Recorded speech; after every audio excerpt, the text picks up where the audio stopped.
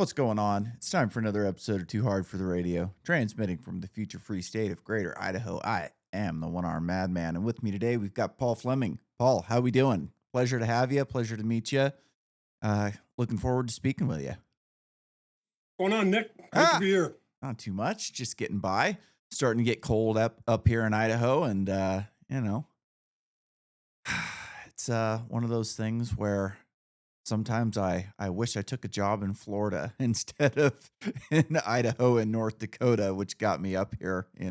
I'm uh I'm originally from California, and I took a job doing line work um for a company that was based here in Idaho, and we operated in North Dakota. And when I got hurt, there was no way to afford to live in California anymore. So I'm here now, which is great. I love it here, but not so much in the winter.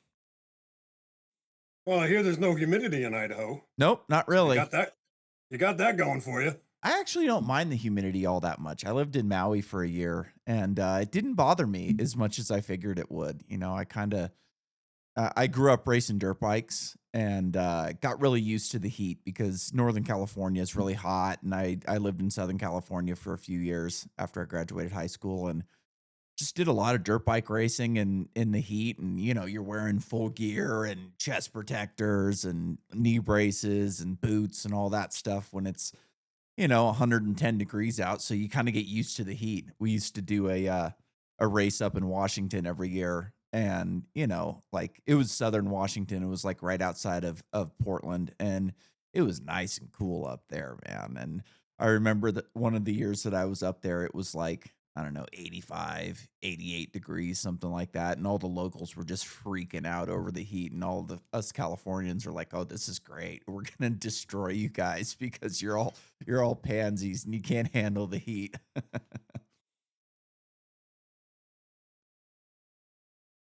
was on So a podcast yesterday with a guy out of Colorado, invited me out. So I was talking. I got to reach out to granddaughter Crow and thinking about going out that way. So maybe I'll keep driving. What would that be? Northwest, and maybe something like come that. find you in Idaho. Yeah, yeah. Go grab a steak or something. I there's a And a couple good. potato. You got Yeah, to have an Idaho you baked know, potato if you go to Idaho. there's a couple good restaurants coming here in here now, but like, one of the things that bothers me the most about Idaho is like, so growing up in Northern California, we had really good Mexican food, and in the town that I lived in, we had a good burger spot. We didn't have a place where you could get a steak, but you could find a steak nearby. And like, I was from wine country, so like, you could go to Healdsburg and Napa and get a good steak. But anyways, like, I lived in San Francisco for 5 years before I moved here. That's kind of where I was working. I was a bartender, and kind of just like lived in the city for 5 years before I got into doing electrical line work. And some of the best restaurants in the country are in San Francisco. You can get the best Mexican food, you can get a good steak, you can find good barbecue. Like, we had spots. There was a spot right across the street from one of the houses that I lived in that did like Louisiana soul food, so you could get like a po' boy and a beignet and that kind of stuff. And I moved up here to Idaho, and it was like, the standards are just so low here compared to where I grew up. Like, it seems like it's like I said, it is getting better, but essentially all you really have to do as like a privately owned restaurant, aside from like a corporate restaurant, is to be just a little bit better than Texas Roadhouse. And like, it's kind of annoying, but we did get like a good Italian restaurant moved in recently where I had some of the best lasagna I've ever had. And now we've got a spot where you can get a good steak and seafood and stuff like that. So it is starting to change. And I think a lot of that has to do with like people moving in from different parts of the country where, like San Francisco, for instance, if you're a restaurant owner in San Francisco and your restaurant's getting destroyed by homeless people and all kinds of other crap, like, and you want to move, you bring your expertise with you, and you're capable of like opening a restaurant that is, good and makes good food and has good service. And, I remember when I moved here, one of the guys that I was working with, like, we were, driving out to a job site or something like that. And I don't remember how we got on the subject, but like, we started talking about, like, amusement parks, and the guy's like, "Oh, I've never been on a roller coaster." I'm like, "You've never been on a roller coaster? Like, that's kinda crazy," you know? And as I kinda lived here more, it was like, "Oh, most of these people have never been to a good restaurant." So when they go to one of these, restaurants like a Texas Roadhouse, they think that this is good food.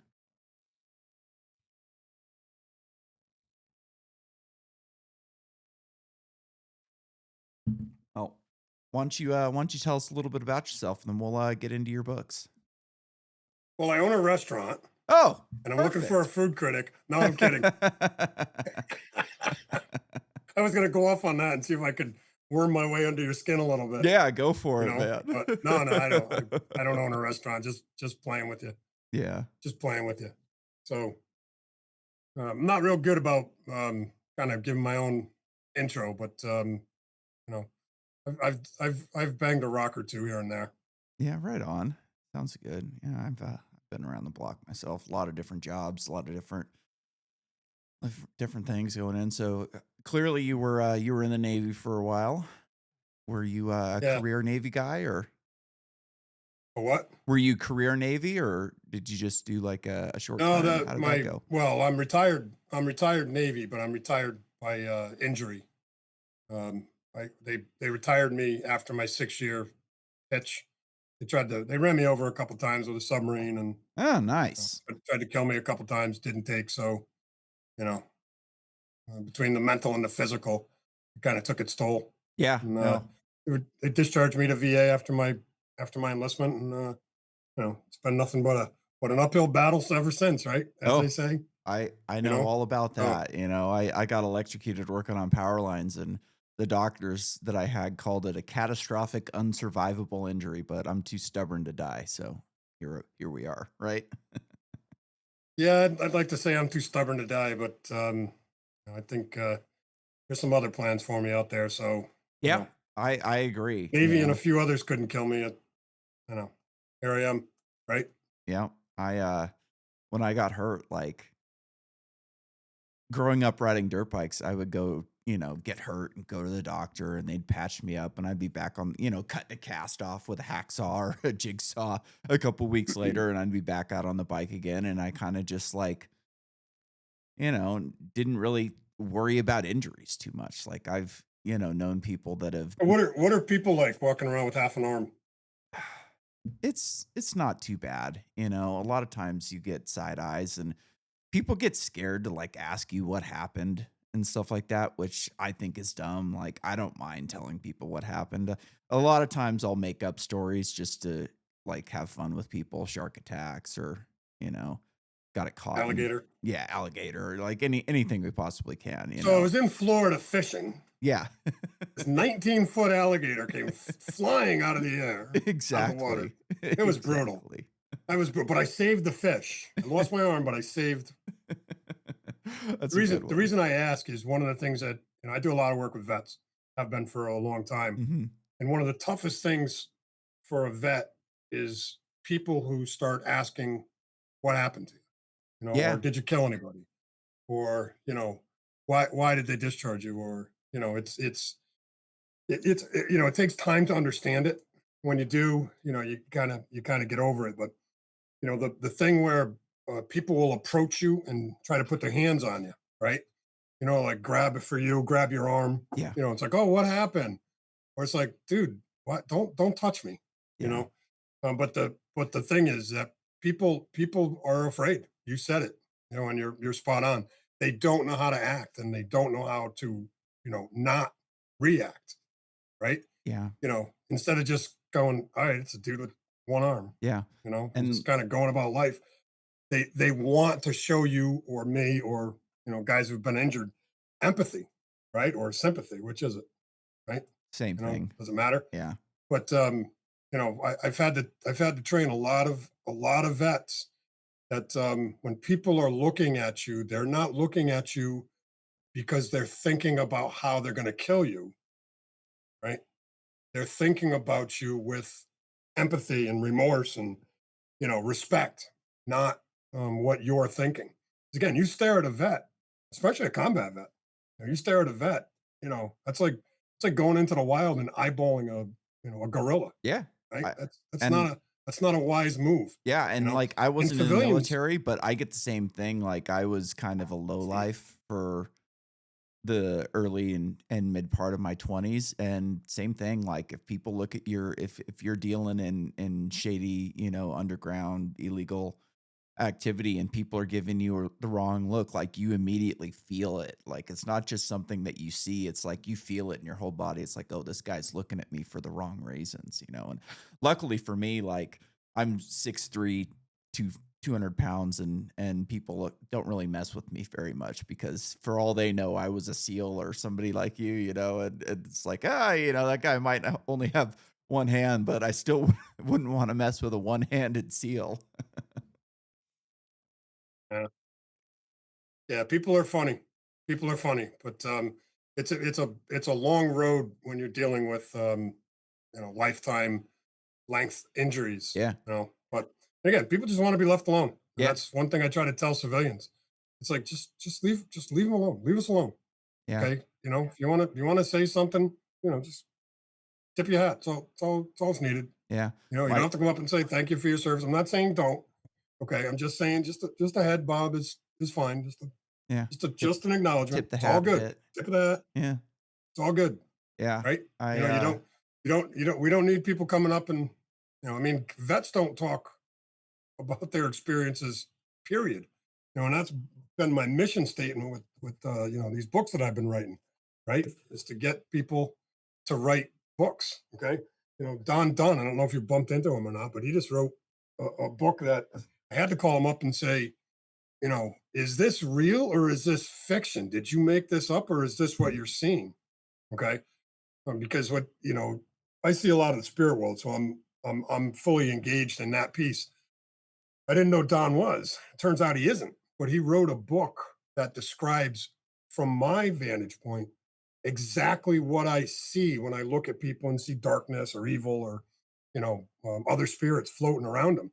And his descriptions in the book are, you know, stunning at how well he wrote this thing. So, we're doing some things together now on that front. But um, you know, telling your story is a big piece of helping vets move forward. yeah, I Anybody with trauma, that is. oh, for Anybody sure. that suffered trauma. For sure. Like, my doctors told me it was gonna be a 5-year recovery from my injury. I was like, 5 years? Like, I For an arm? yeah, and I'm like, "There's no freaking way, like, it's gonna be a 5-year recovery, like, I'll be fine," you They know? should have sent you to the VA. They'd give you 5 weeks. Yeah, right? And it actually, like, to be honest, like, it took more like 7 for my mind to, like, start to be right because when you get electrocuted by that much energy, like, your mind gets scrambled essentially, and pathways get destroyed, and your brain, like, is plastic, they call it, like, plasticity or something like that, and essentially, like, it repairs itself, but it takes a while to do it.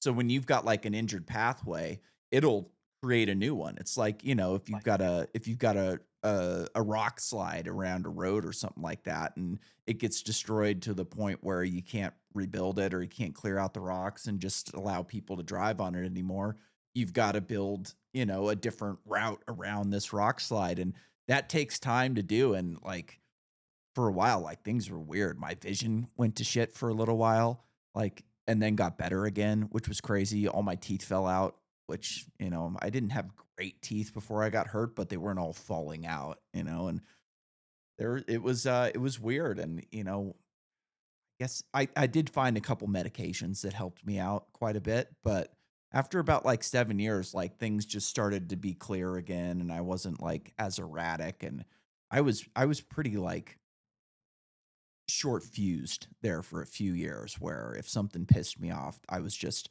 0 to 100 in 3 seconds, and there was nothing I could really do to slow it down, and it was weird, like, one day I just was like, "Ah, I'm starting to feel better, like, things are looking clearer, and, like, I'm able to kind of act like a normal person again," and I can imagine, like, when you're dealing with heavy PTSD from, like, the Navy and stuff like that, like, it's different for everybody, like, I had a roommate in line school that was a machine gun, like, door gunner on a helicopter over in Afghanistan, and the guy had killed, like, hundreds of people, and He was fine. He slept great every night, like, it didn't seem to bother him, like, I told him at one point, I was like, "Someday this is go all gonna, like, come crashing down onto."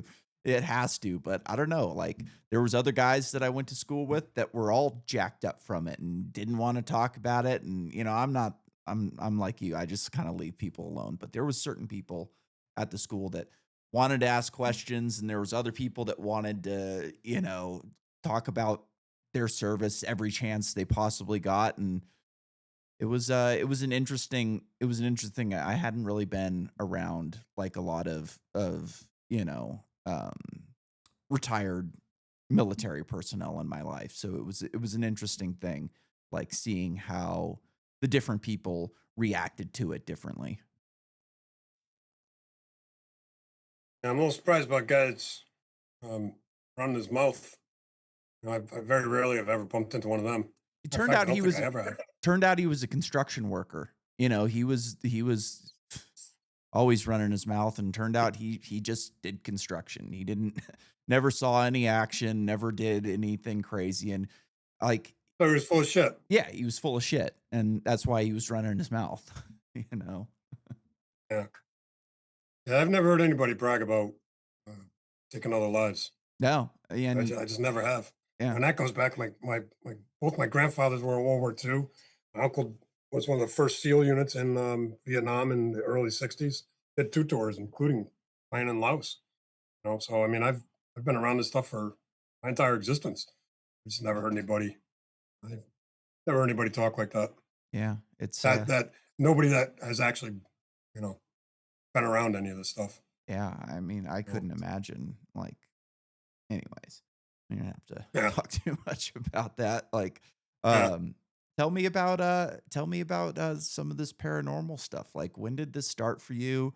How did you start noticing things? Like, I've been a fan of the paranormal and aliens and stuff like that since I was a little kid, and I've never seen anything, like, I've always wanted to see something, I sit out in my hot tub every night and look up into the sky, and I wanna see some sort of alien or UFO, or, I've never seen a ghost, like, yeah. How did you come into this? Well, I was born this way. I could see, sense, know shit since I can remember. Some of my earliest memories of this one woman who was all covered in blood and was always hanging around my crazy stepfather. And it took me a long time to figure out why, right? But as long as I've been alive, I can see, sense, know. And I spent a fair amount of time trying to block it and cover it up and not be it, and that just was counterproductive. So I ended up embracing it, and you know, I mean that's a long journey, but I ended up embracing it and following my red road, my spiritual path, and doing what I'm supposed. I hope I'm doing what I'm supposed to be doing. And now I'm able to do a lot of things, including you know, um, bring white light to bear on some pretty dark stuff that's out there. Especially when it's infesting people or property, places. So that's pretty much what I do now. I really just tell stories and clear people, do exorcisms. Kind of the fastest way to explain it to people is exorcisms.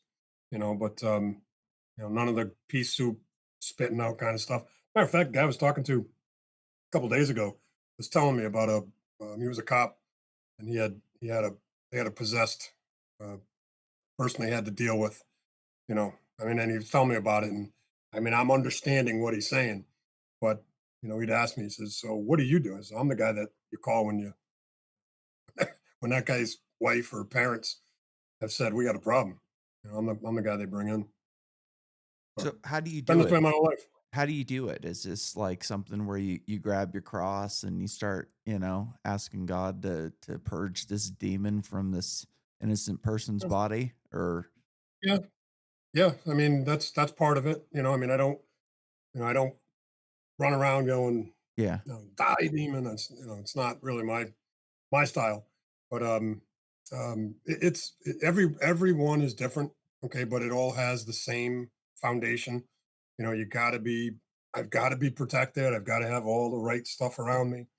I've got to have permission. And I've got to know that the white light beings from Archangel Michael to others are prepared. to go and do what they do. And at the end of the day, whether it's healing, whether it's healing people or removing darkness, or helping them balance or connecting them, the heart of what I am is a messenger and a conduit. And what do I mean by that? The word um, shaman is simply explained by a messenger, someone who has the gifts to be able to hear and understand the spirit world, the world that most can't see, and then translate it and tell the living, what the spirit world is either asking of them or trying to let them in on, or talk to them about. And then, of course, healing kind of the same way. It's just different energies tapped from different sources or different angels. Archangel Michael's main role is defense and protection, and he carries a big shield and a big sword, and he never loses. Right. Archangel Raphael, I call him in for healing. I was doing healing at a place today, where I'm dependent on Archangel Raphael at the tip of the spear. Right. I mean, God and great spirits above that, but that's kind of the tools that I tap into, along with a lot of angels, and I mean a lot of angels around, a lot of them. So it's understanding how to ask for healing or clearing or cleansing or removing darkness, and then it used to be tough to have no fear doing this, but I've been through so much shit. I don't have any more fear of this anymore. My only fear is that I'll let Great Spirit down, or let some living person down because I wasn't prepared enough or I wasn't ready for what we were getting into. You know, but other than that, to me it. I don't want to downplay it. I don't want to be so nonchalant that I don't forget to you know express the power behind God's white light and all the things that are out there that most people can't see. But you know, I've been around some. I've been around a number of miracles. I've been around some things that you know you just can't explain, and if you try to explain it, it just doesn't make sense because our brains aren't equipped, or Yeah. they're not just not wired well enough to see the whole thing. And if we tried to, we'll be like the Jetsons and explode, right? Yeah. So I've never been a religious guy. I believe in God and I believe in good and evil. Like I think it's, if you're paying attention to the world around us, it's not hard to spot like pure evil and how it can consume people and take over. You know what I mean? And Well, oh, I do because I see it. yeah. Yeah, no, I mean I've seen it too. Like I've been No, no, no, no, no, no. I can look at people and see it. okay, what do you see? I don't care whether it's looking at you on this screen Mhm. or on television or in person or in a photograph, okay, or just somebody mentions a name. I can tap in and see what um, you know what they are, who they are, good, bad, right? And that's something that I've dealt with my whole life, but it was only the last couple decades that I really started understanding it and studying it and learning how to use it, how to tap into it. You know, So what do you see? Is it a light around somebody? Is it a feeling? Is it intuition? Like, is it a yes, physical? Yeah. yes, yes. All three so far. It's all of those things. Again, I'm unique in a lot of ways. I haven't really bumped into anybody that's similar to what I can do. But the craziest part is I can't feel pure evil. I did once. That's a story in and of itself. Okay. But we go to places and I depend on my wife to be able to tell me, what type of energy is there and if it's dark. For the most part, I can't sense the core of a dark, an evil entity. They do a lot of things to fool you. Oh, yeah. Okay. A lot of them I call tricksters, right? They dress up in top hats and tuxedos, and they, pretend they put this energy around them that protects their core. Okay. And if I can't see past that or sense past that, okay, I'm being tricked. So I have to be very careful. But my wife is a great indicator of evil. She senses it as quickly as I sense, a lot of the other things that go along with it. But I see the lights, I see the dark. I go places and you know when I get close to people that have certain levels of darkness attached to them, they jump off them. Mhm, Because I get close enough, my soul light gets close enough to them, right? Where that energy just will flee a person. I've watched that happen my whole life. And then it looks like this black ball of smoky, like a Brillo pad, that's smoky, but look, kind of like a Brillo pad. And it'll hang around. I was doing some work, I don't know, 10 years ago somewhere. And the guy was an architect and he had said to me, um, so I'm supposed to tell you my wife is sick and she wants to talk to you. And I said, hold on, don't say anything more. And I was waiting for the messages to tell me what he wanted. And I said, yeah, don't say anything more. I'll meet with your wife. He just kind of tipped his head, and I said, I go, tell her I can be here tomorrow. Does that work? And she did. I went in that house and I was talking with the lady. As soon as I came through the door, and I had prepared everything because I knew there was something I needed to do. I could feel Archangel Michael coming, and then when I got inside the house, I could see him outside the door, just down a little bit from the porch, front porch. And I'm trying to figure out what's going on here and why it rose to the level of Archangel Michael coming to watch my back, right? And as I see her, I can see this chunk of shit get pushed out of her. And there was another chunk, like 15 feet behind her in the almost in the corner of this living room. And I'm looking at her and I'm looking at stuff. I'm looking at her and I'm trying to keep my eye on this stuff. And usually I do it in my head when I watch somebody, but this stuff was moving around a little bit and it wasn't. I was by myself, so I didn't have anybody with me. My wife wasn't with me, and I'm going, what the heck's going on here? And I'm trying to feel it, but again, I put up so much protection because it works both ways. I can't let anything get in. All right. And if I'm rambling, Nick, just mm. throw something at the computer screen and I'll No, I'll continue. I'll uh, I'll cut the commercial. All right. Um, but as I'm slowly getting comfortable with this lady, as she's telling me her story, she was battling cancer and so on and so on. And I said, "Oh, okay." And I knew then. I said, "Well, that's why I brought a malachite rock." I go, "I didn't know she was battling cancer." At least I don't think I did, but anyway, I knew enough that I was supposed to bring a malachite rock for her that I charged it up and connected to the spirit world. And when I handed it to her, I could almost sense that dark energy that pushed out of her. I could almost sense it was a cross between a sigh and a "you motherfucker." All right. Because it was pissed because I Yeah. had made this connection. And that's where it clicked why Archangel Michael was there. This was a pretty substantial energy. I still don't know if it was an entity or just a pure chunk of energy, but it turned out not to be good. Neither of them were. But that one had to get wrapped up by Archangel Michael, and that was interesting to watch. And it was almost like he tipped his head and said, "Now you go get the other one." I'm like, "The fuck am I going to go get the other one?" Yeah. Right? And it was almost like a chuckle, if you will. Okay, and then these other angels kind of rushed in and scooped this other piece up and got it out of there. Watching that happen is something to behold. It'll humble your knees pretty quickly. Okay, um, but that's one of many stories. That woman's doing well. I bump into her every now and again. When I do, she comes right up to me, a big smile, and I can feel her energy.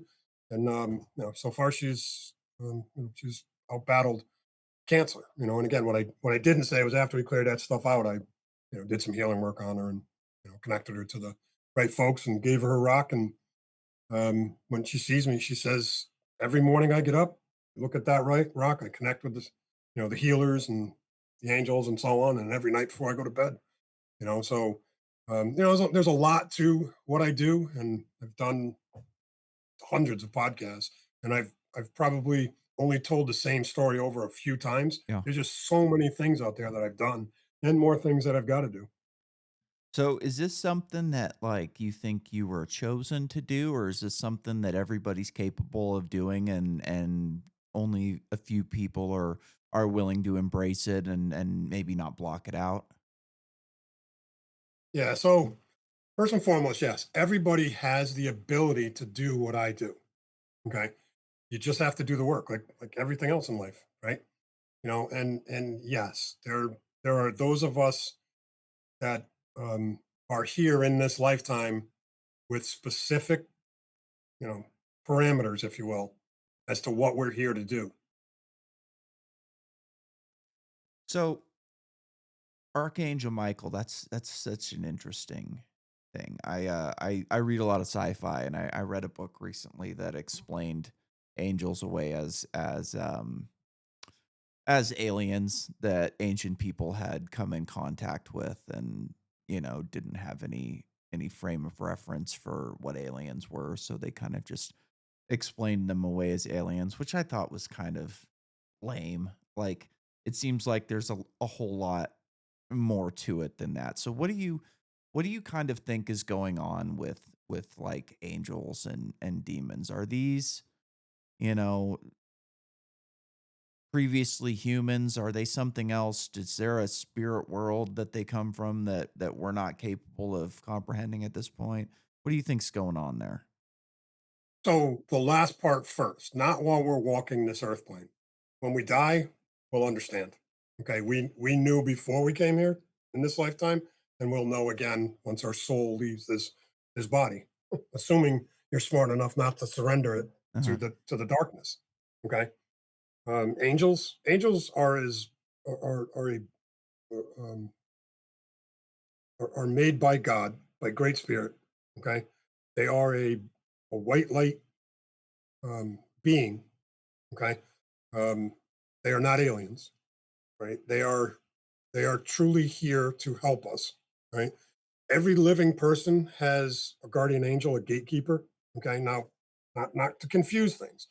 Most people understand it when you say you have a guardian angel. Okay, that's the general term. Most people that I've seen throughout my life don't have angels as their guardian angel. Okay.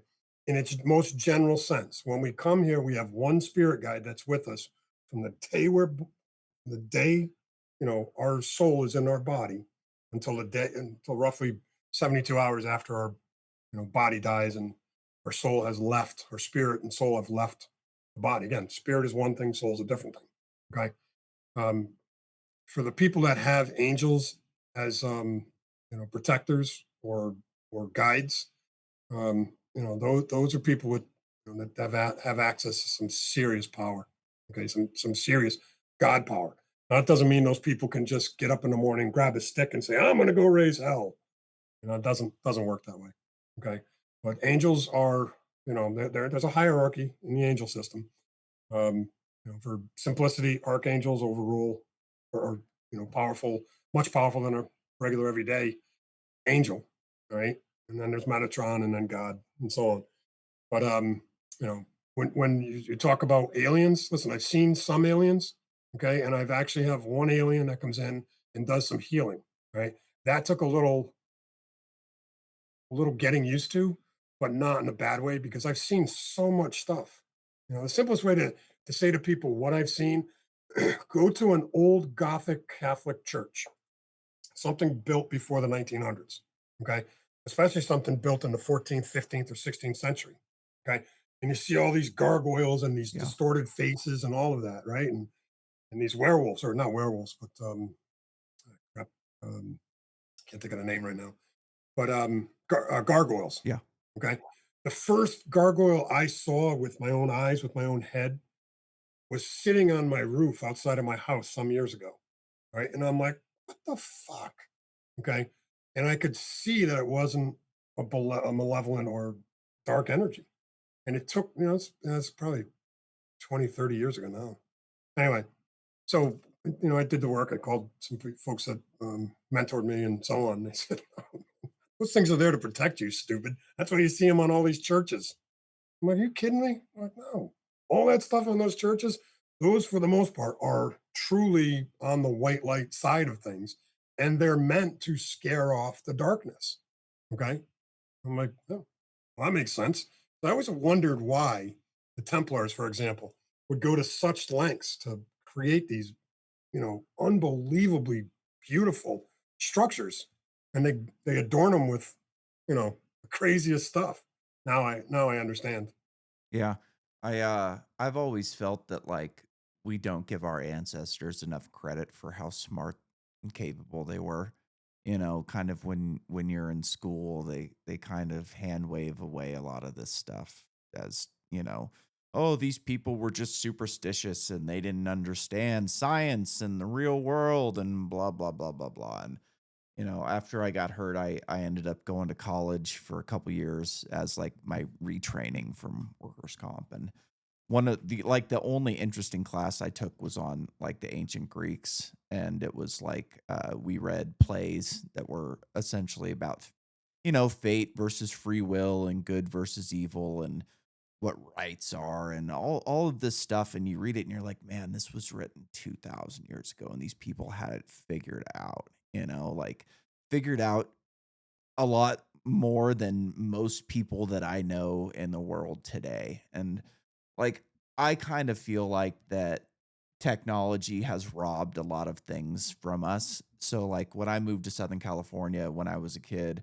um, you know, there was no MapQuest on your phone essentially. Like if you wanted to use MapQuest, you had to print out a piece of paper and follow the piece of paper. Like or have a map in your vehicle essentially. And so like when I moved there, I lived on one side of town and I worked on the other side. And I kind of just took a different route every day to get to work. I left early so I could kind of just figure out the area and figure out how to navigate and okay, I can go this way to get here and you know what I mean.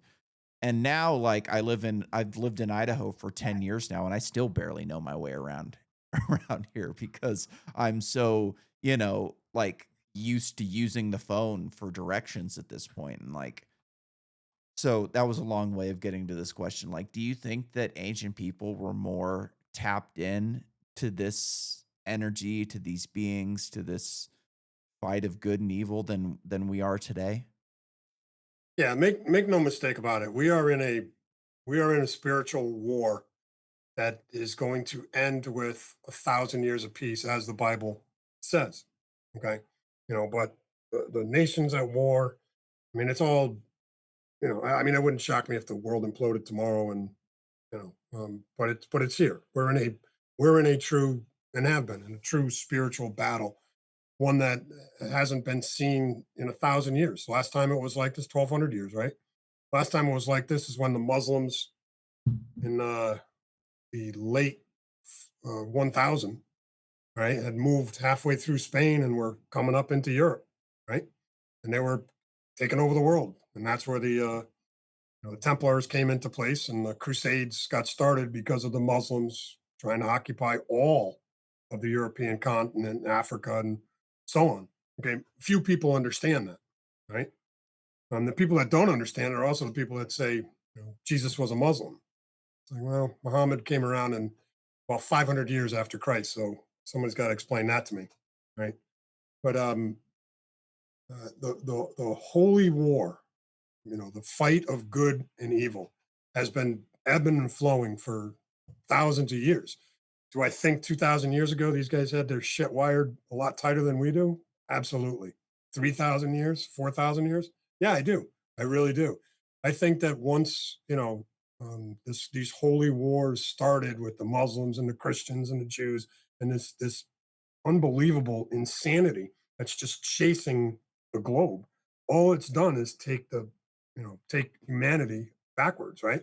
I mean, they even phrase it as the dark ages, for the mid-teens of Yeah. the last 1,000 years, right? Okay, so how did we go from what you're talking about the Greeks were doing and writing and to where we are now? Well, the answer is really simple. As a planet, the Earth is what many will say the lowest vibrating planet in all of existence. Okay. So the question is why? Because this planet is here to be a teaching ground for all souls to advance. Okay. And that's just the way it is. Now, again, most people don't buy into that. Most people don't understand that. And again, I don't, I say what I say. People can take it, they or Yeah. not take it. Doesn't matter to me. Yeah, I look at, like, consciousness and souls as kind of like an interchangeable, terms essentially, like, I think that, like, our brains don't create consciousness, I think it's created elsewhere in some realm or dimension or Well, let whatever me you let want me to jump call it. in there. Sure, go There's ahead. a Lakota saying "mitakuye oyasin," which is again I'm probably butchering that because I've never been trained in the Lakota language. But what does it mean? It means we are all one. What does that mean? Yeah. Well, it means everything is energy, and we are energy. We are all one. We are what we breathe, the energy we give off and receive is all one, and it's all connected. Whether you want to believe it's connected to source, to God, to Yeah. great spirit, to the Akashic records, right? It's kind of like the story of the great floods. You can't find an organized group of people anywhere on the planet that doesn't have some type of story of the great flood. Hmm. You just can't. Okay, well, so what happened? Well, I don't know. Take your eyes a little bit further than what they're not telling you. Okay. Look around at what they're digging up in Turkey and Egypt and all over Yeah. the place. And look at what they just found underneath the pyramids, Yeah. and Casey, the great psychic, who died in the late 40s, early 50s. He said it point blank. All the records of the past of Earth are buried beneath the paw of the Sphinx. Okay. What did they just find a year ago underneath the Great Pyramids? This enormous structure that's underneath the Great Pyramids that nobody knew about, Yeah. right? So my position again, I come at this from a completely different direction, very atypical because there's so few. Again, I'm rather unique, right? I see things, I sense things, I know things, and to me, you know, it is fact. It's not speculation. It's like knowing that your beard has two different shades of gray in it. Yeah. Okay. Or you have a black hat on. There's no ambiguity. I get it. I know it. I understand it. To me, it's the same thing as seeing these dark entities. And, I don't fully understand all the things I'm supposed to do. Okay. I just know I have enough people around me, spirits around me that do know what they're supposed to do. And when I don't have that sense of knowing, that's when I start to panic. Okay, so I've gotta have that calm sense of knowing, and that's what I'm able to have these conversations with you with that same sense, Yeah. and hopefully come off authentic and not batshit crazy. Yeah, no, you're good, man. I was sitting out in my hot tub one night and I live in the Treasure Valley in Idaho, which is near Boise. And one night I was just kind of thinking about the flood and I'm into this, younger dryas impact hypothesis and all this type of stuff. I think it's fascinating. It's one of the coolest stories you know, out there right now that everybody should be into, but for some reason the scientific community wants nothing to do with it. And I think a lot of that has to do with they don't want to validate anything in the Bible because if you validate one thing in the Bible, then how many other things get validated? You know what I mean? So, anyways, I'm sitting out here and I'm kind of thinking about the geography of the area. And I just had this kind of like vision where it was like, holy shit, one day this was a valley that was just probably a desert. There was not much going on here. And then the next day it was a massive lake. And sure as shit, I go on the internet and I go, was the Treasure Valley ever a lake? And it was like, yep, it was a massive lake. And then at some point, all the water drained out and now it's an aquifer. And I was like, man, so whatever happened to cause this flood? Like one day, this was just a valley full of animals and probably people. There was probably people living here at this time. And the next day, it's a massive freaking lake. And man, like I don't know how people can't be interested in something like that. Like, why is there no movies about this? Like, think of the cinematic adventure that you could have, like creating something like this. But again, like, I don't think these scientific and archaeological people want to validate anything in the Bible. Well, let's step away from the Bible for a moment and look at nautical history. Yeah, In the when was Antarctica discovered by by modern man? yeah, Do you know? 1800s, 1800s, right? Oh, 1800s, huh? Yeah, but there's maps that go back hundreds and hundreds and hundreds of years before that, like the Perry Reese map. So when was that map out in the 1600s or I think it was the 1500s, 1500s, yeah. right? And 300 years later they find Antarctica. Now they're digging up all over the place in Antarctica, right? What did they find? They found was it in Russia? I don't remember where they found the mastodons with food in their mouth Yeah, and they were flash flash frozen. frozen. Yeah, Okay, that's something well, else. again, let's if you put some serious energy behind this stuff, the doors would open. But I'm reasonably confident that in the latter part of 2026, we're going to be seeing a lot more. Yeah. A lot more answers are coming. These freaking scientists are just, like, immune to common sense a lot of the times, like, just think of all of College the boys. things that they got wrong when we were in school that they've had to correct themselves on now. Like, I remember I had a relative or a friend or somebody older that told me one time that, like, they were in school and they asked their teacher, like, "Hey, why does it look like, South America and Africa fit together like a puzzle?" "Oh, that's just coincidence. That's stupid. Stop using your mind." You know what I mean? And then 20 years later, it's like, "Oh yeah, continental drift. They did fit together at one point." And it's like, as a teacher, how would you not like look at that and go, "Yeah, that's a good point. They do look like they fit together, and this looks like it fits over here." And for some reason, they all rely on this like expert fallacy where, like, you have to listen to the experts, and the experts say that that's stupid. So don't ask questions, you rube. Like, ugh, drives me Like nuts. how did they move the rocks at the pyramid? Yeah, How did they light the inside of the pyramid and not leave burn marks on the rock? Right. And then what do? You look on the walls of the pyramids or the Egyptian hieroglyphs all over the place, and you see these pictures of these giant light bulbs, and then what do you have? You have Baghdad batteries. You know what a yeah, Baghdad oh battery yeah, is, right? yeah, Okay, so they had batteries 3, 4, 5, 6,000 years ago. What happened to us in the you know post Jesus birth age, yeah. right? It's Talk about going backwards. it's so freaking funny, like some of the things that these people just refuse to Yeah, and look at. again, the organized religions never helped any of this. Okay, just it just didn't. No, And again, I'm I would I'm I'm not imagine. going to bash organized. I'm just not going to bash organized religion.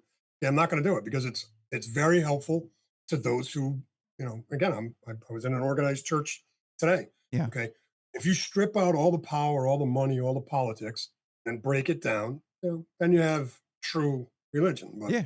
once man sticks his nose in there and starts writing what he thinks is best and what stories they want to tell, it always gets sideways. I bet you that there's answers to a lot of these questions in the Vatican. They've down underground where they've got those catacombs and their secret vaults and everything like that.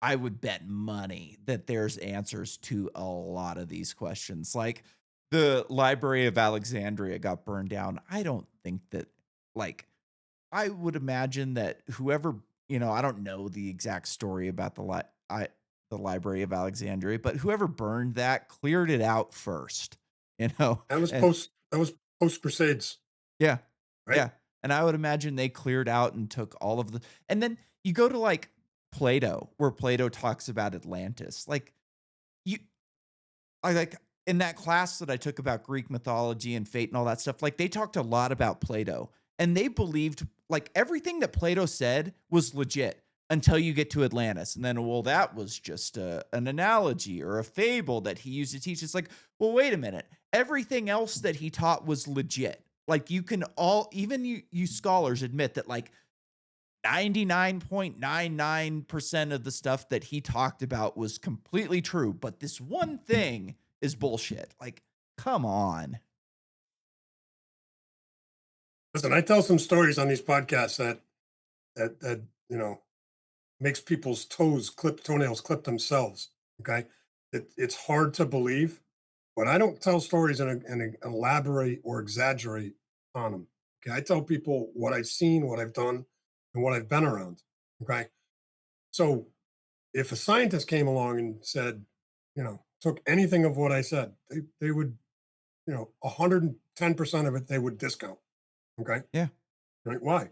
Because they can't see it, taste it, touch it, or replicate it. So if you can't replicate it, that means it doesn't exist. Oh, okay. yeah. So Okay. tell us. Let me hear a toe clipping story. I want to hear something good. Hey, how about a miracle? Sure, love it. Power of prayer.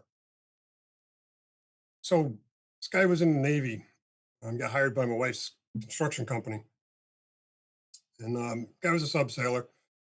Kind of hit it off a little bit, and not friendly. Just two vets, right?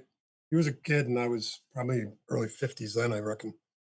Um, and I get this phone call from him out of the blue, and he says, "Hey, listen, I got to talk to your wife about taking a day off, but I wanted to talk to you first." I'm like, "All right." I'm figuring this is a military, a VA issue or something. So I go meet with him, and he starts telling me about his wife's 6 months pregnant, and I think it was 5 months pregnant, and or 6 months, whatever. And he said they had done an ultrasound, and in the ultrasound, the baby is, just it's like roadkill, right? The heart's out of it, the insides are all over the place. And when people tell me things, these bubbles pop up. And inside those bubbles, I can see what they're either trying to describe or mentally seeing. And when they lie to me, those bubbles don't come up. So I know it's bullshit. Anyway, when he's telling me a story, I'm watching these bubbles and I can see the ultrasound. I can see what the nurse and the doctors were seeing. Okay. And it was gross. I mean, it was vile. Right. A hard time looking at it, and I had to stop. I was like, I got it. And as I'm watching this and listening to him, he's got a tear in his eye, and he's struggling 'cause he's got it. I mean, he doesn't terminate this pregnancy, his wife's in trouble, right? So I got to get it out of her and make sure she's okay. So they were planning on doing it the next day. So he needed the next day off, but he came to me because he had taken some time off to go these other ultrasounds and so on that I wasn't aware of. So as he's telling me this, I'm like, all right, listen, I'm hearing something. I got to go do something. I'll be back. Don't do anything until I get back. But I'm sure my wife will give you tomorrow off. But don't leave yet. So I went home, and just like I've done time and time again, I grabbed a malachite rock, meditated, talked to the spirit world, lined up all the forces to be. Okay, did what I was told to do. Went back, saw him, and said, "Listen, I don't know you from Adam. I don't know your religious beliefs. I don't know what you do believe and what you don't believe, and I don't know what your wife does or not. Never met the woman. I only met this guy a couple of times, to be honest." So I say to him, I'm going to tell you something. Just take me at my word. Go home, put this rock in the palm of your wife's hands, push her fingers closed, and tell her this is her connection to whatever it is she believes in. Right? If she tells God, Great Spirit, Buddha, whatever it is she believes in, what she wants to happen tomorrow, right? That's my message for you. Right? The guy just staring at me. Now, little middle military courtesy there. He didn't look me square in the eye and go, "You're out of your fucking mind, you crazy old bald-headed stooge." He just said, "Okay." Right. And I left. Well, late next day, I'm in the parking lot with my wife. We're going over something. And I hear this truck. This kid was a 25-year-old kid. He's got one of those old redneck trucks, right? Big old tires and burn, smoke blowing out of it. Comes around the corner, pulls into the parking lot, and he does it pretty aggressively. And I just kind of look at my wife and I go, "This ought to be interesting." It's halfway across the parking lot, slaps it into park, opens the door, jumps down, doesn't even shut the door, doesn't even shut the truck off. Right? Comes beelining across that thing with his arms going, and I can hear him, but I couldn't quite make out what he was saying. And as he got closer, he was repeating what he was saying. "What the fuck did you put in that rock? What the fuck did you put in that rock?" I can see he's got tears in his face, and I'm like, "Yeah, boy, man, this is where we're going with this." It gets close enough. I said, "That's close enough." Okay. Because now it's like, Yeah. That's close enough. Right. Um, he goes, "What did you do?" I'm like, "Listen, didn't do anything. What's going on?" He says, "So we went for the abortion. The nurse said we have to do an ultrasound before we start the procedure. So she did. And all she said was, 'Oh my.' Walked out of the room, came back with a doctor. The doctor didn't say anything. She went and brought another doctor in. Now there's two doctors standing there. One's looking at the day before his ultrasounds, and they're looking at moving the thing around. I don't know if you've ever seen a pregnant woman do Mhm. right? They're printing pictures pretty steadily. And so he pulls a picture up. And as he's pulling it up, I said, "What happened?" He goes, "Well, they called the chief of surgery in, And he starts poking around. He looks at this thing and he goes, "Wow, I've never seen this before, but it looks like your baby is perfectly healthy. No rhyme or reason, no explanation." And he's looking at the ultrasound from the day before and today. Okay. So he says to me, "What did you do?" I didn't do anything. The question is, what did you and your wife do? And he said, "I went and put that rock in her hand. She sat in that crib room, the baby's room, all night, rocking in her grandmother's rocking chair with that rock in her hand, praying. I've never seen her pray in her life. She prayed all the way to the hospital, and while we were there, she continued to pray." And I said, "Sounds like it worked." Right? They went from having an abortion from a fetus that was just roadkill to a perfectly healthy baby in 24 hours. Power of prayer. Yeah, True story. that's something. That's something. Ah, you know, Did that clip your toes or no? yeah, that's a good one. That's a good one, man. I don't even know what to say really. I I've always kind of felt like that everything we need to be healthy and happy exists somewhere on this planet.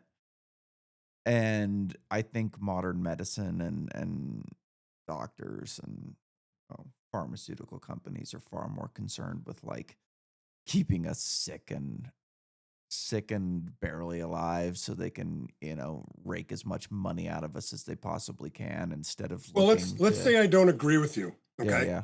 So I'm going to ask you a question. Sure, go ahead. Tell me the last thing the pharmaceuticals or the medical community cured. What was the last disease they cured? Oh, they don't cure anything. They just Well, no, treat I'm serious. How stuff. about the common cold? Yeah, never. How about the flu? Never. Cancer? Nope. Okay.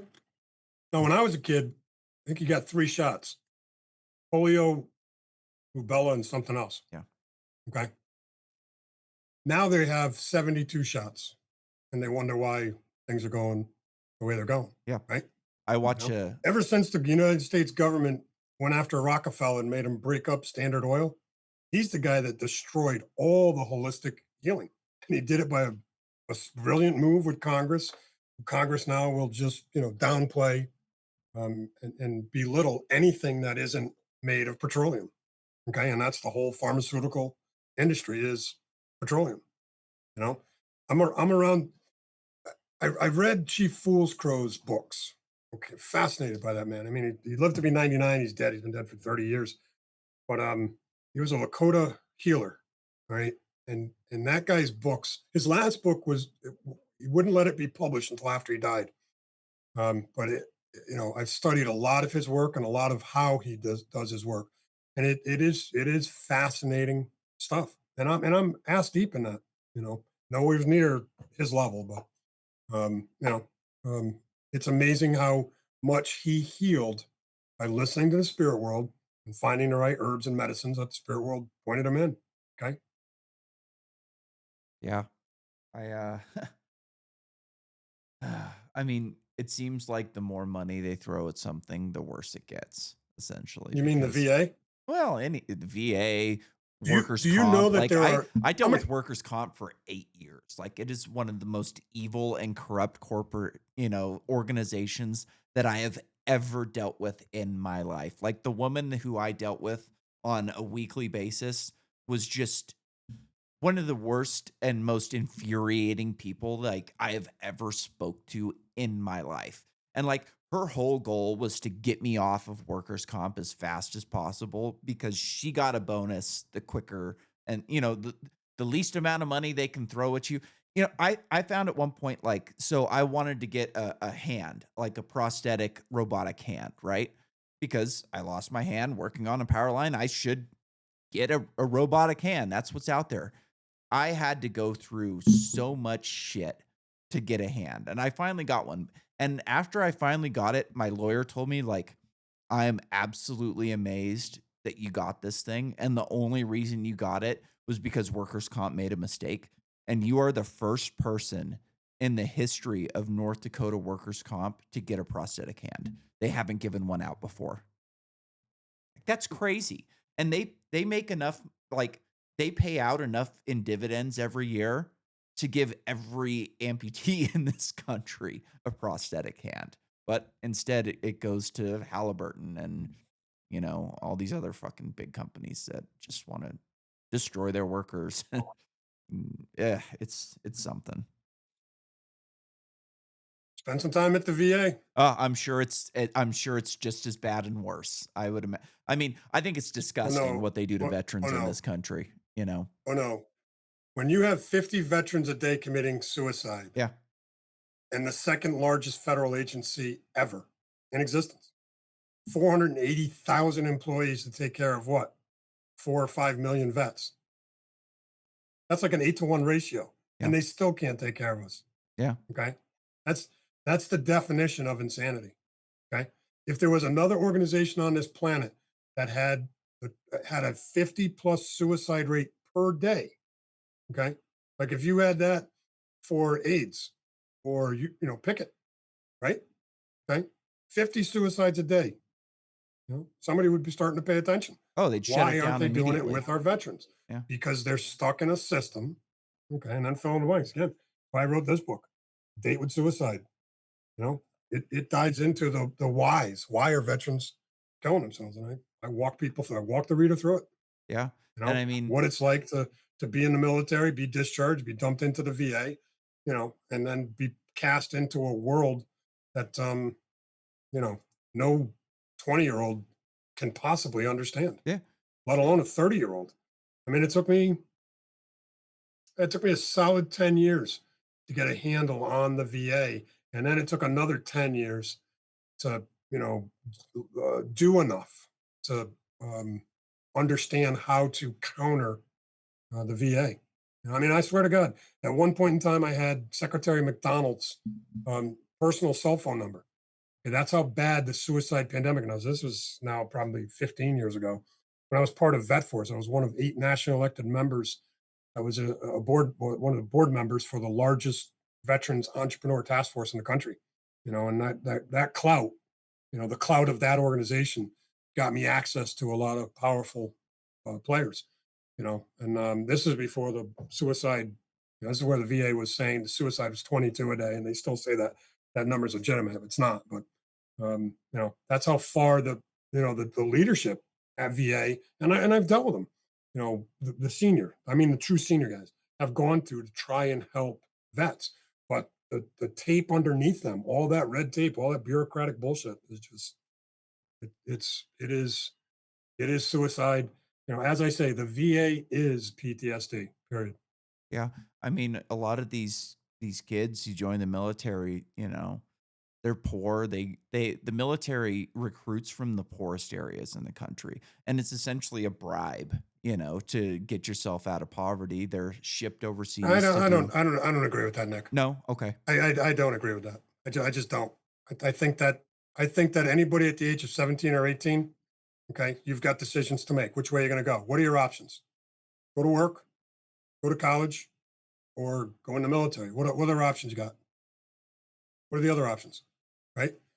Again, it takes 8 people in uniform to field one combat soldier.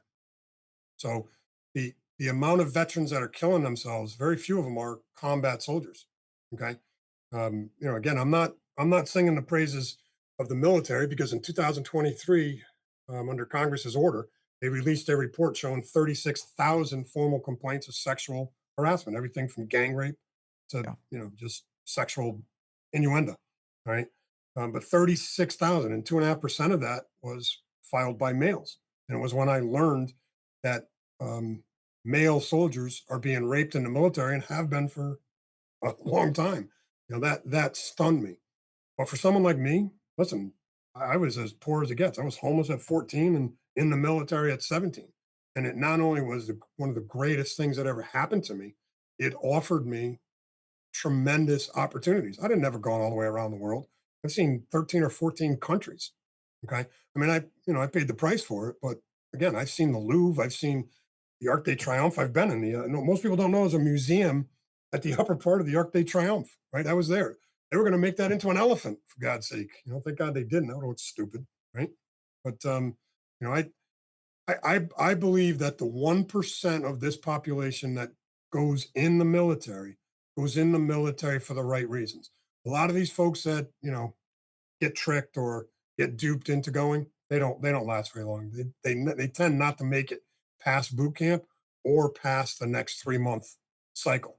Because to truly do the military, and again, I'm not talking about the last number of years, I'm talking about you know, World War II, Vietnam, because we really didn't have a military prior to World War II. Few people understand that our standing army in 1941 was 100,000 men. Okay, by 1944 we were turning over 12 million in uniform. Okay, few people know that. Okay, then we shut it down and then built it back up in Vietnam, Korea a little bit. Okay, so the Vietnam was the big push, and that's when we stayed on a military trajectory. Okay, but at the end of the day, it's still only 1% of the population. That just bore you to sleep. No, I get it, man. And so with all the problems that you've described with the VA and the suicide rate and the homelessness that happens to our vets, which is truly, a tragedy. Do you have kids? Six, Did any of them go to the military? yes, Yeah. Would you recommend them, if you were having another kid turn 18 today, would you still recommend them go into the military? would tell them. I would ask them the same questions I asked the ones who went in the military. Yeah. The big question is why? Why do you want to go in? Okay. No. One of my sons said, because I know if I don't, I'm going to regret it for the rest of my life. Okay? He did 6 years in the Marine Corps as an officer, right? And he's still in the intelligence community because his work as a Marine officer, paid dividends. And you can't talk about what he does, but he's made a few comments, that from a vet to a vet, I understand what he's saying. Okay, but again, you get out of the military exactly what you put into it. If you want to go in and fuck around, listen, you're gonna find yourself fucking around and finding out. If you want to go in and do what you said you were gonna do, and that's go in and be a warrior, you know, listen, they'll put as many stripes on you as you want. They'll advance you as much as you want. I'm not saying you won't find bad commands and you won't have, shit periods and so on. That's life. And the military is no different, right? Again, if you want to solve the problem of the post service life, listen, Champ VA is probably the best insurance policy I've ever seen in my life, and I don't get to use it. But my wife and my 6 kids used it for 4 or 5 decades now. Okay, not my kids; they're all grown. But my wife still has Champ VA, and to her, she says to me, she says, "This is like Blue Shield and Blue Cross in the early '70s." Okay, which was the greatest insurance ever, Blue Shield, Blue Cross, right?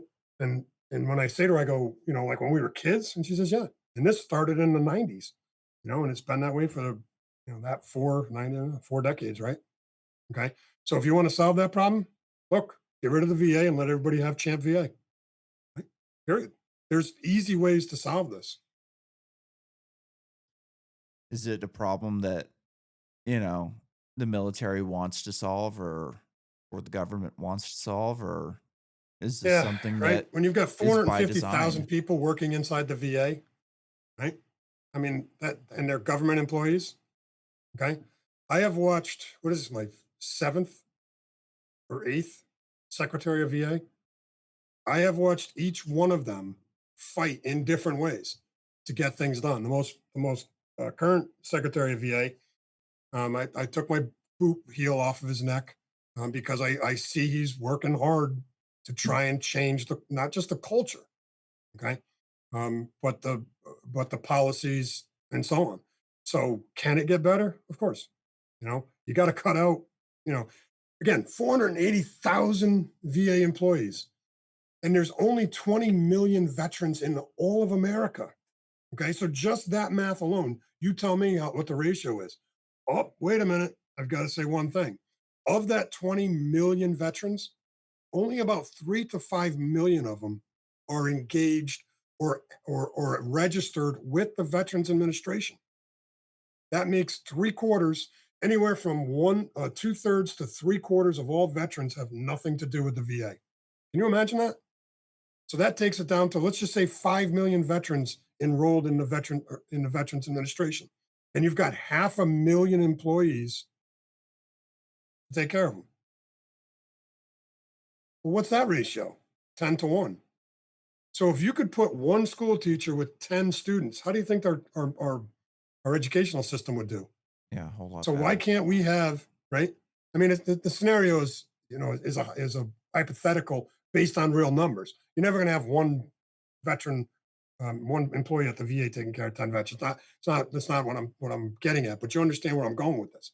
When you have that many people and this piss poor treatment, something's way out of whack. And we all know what it is.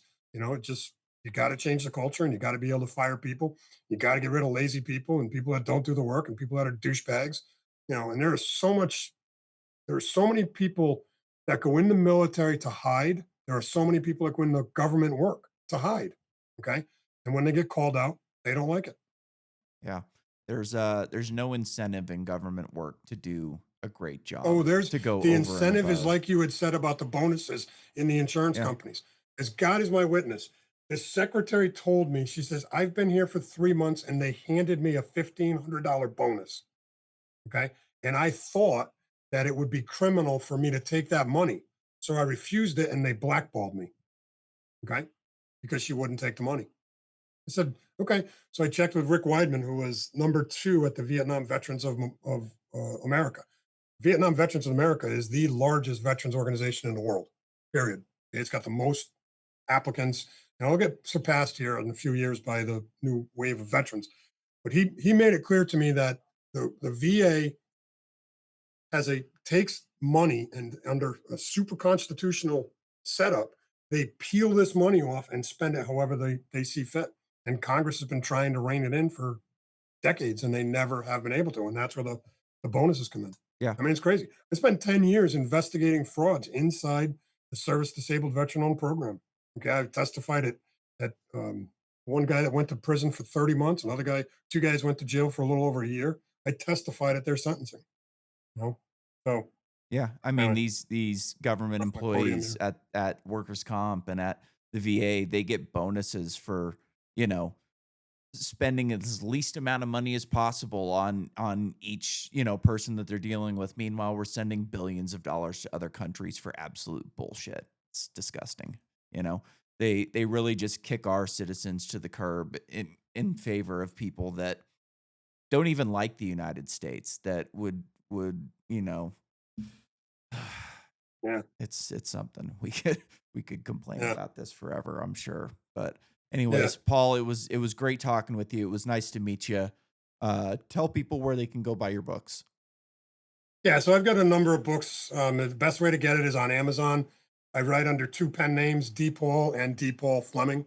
I have a Facebook page out there if you want to reach out. My email is in all of my books, so you can find me if you're looking for me. If Sounds you need good. spiritual help, feel free to reach out. But reach out to Nick, and he knows how to get hold of me. Yep, absolutely. Well, it was a pleasure. Thanks everybody for listening. I hope you got something from this. And if you got problems, go give Paul a ring. It's worth your time to investigate something different. It's I've dealt with God. Last thing, like I've dealt with so many bad doctors and so many bad hospitals since I've been hurt, and all they want to do is cut on you and take as much money from you as they possibly can. And a lot of times they don't want a solution to your problems. So what do you got to lose? What do you got to lose by trying something different? It's not gonna kill you. It's not gonna The worst possible thing that could happen by reaching out to you is it doesn't work. You know? That's the worst thing that could happen. It's not gonna make you mortgage out your house. It's not gonna destroy your body. Like, the worst possible scenario is it doesn't work, and I hope that that scenario doesn't arise. So, again, Paul, it was a pleasure, and, thanks for listening, everybody. Good night.